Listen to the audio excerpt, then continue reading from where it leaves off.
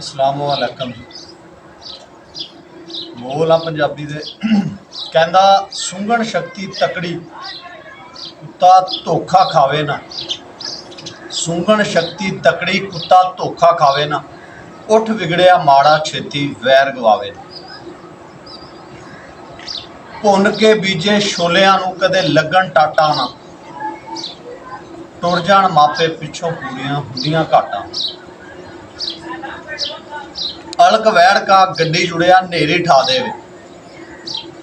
अलक वैड़ का गड्डी जुड़िया नेरी ठा देवे।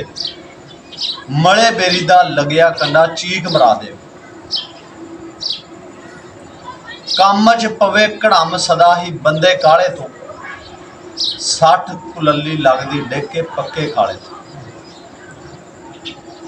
रात हनेरी जट वारी कदे छड़ के नहीं भजदे।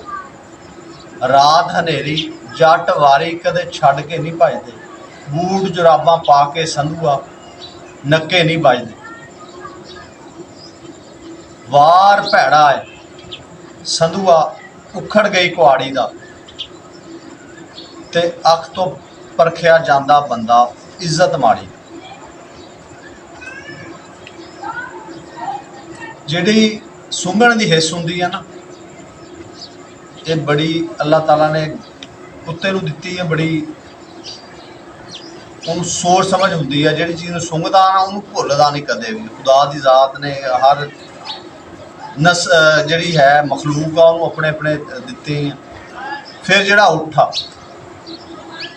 ये जदों विगड़ जाता ना, किसी बंदे नाल वैर पा लवे, ਇਹਦਾ वैर भैड़ा हुंदा। जल्दी कीती वैर छड्डदा।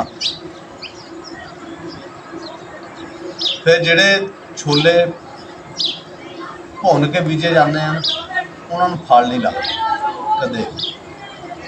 अगर उग भी जान, पहली गल उगते ही, अगर उग जान तो उन्होंने फल नहीं लगता।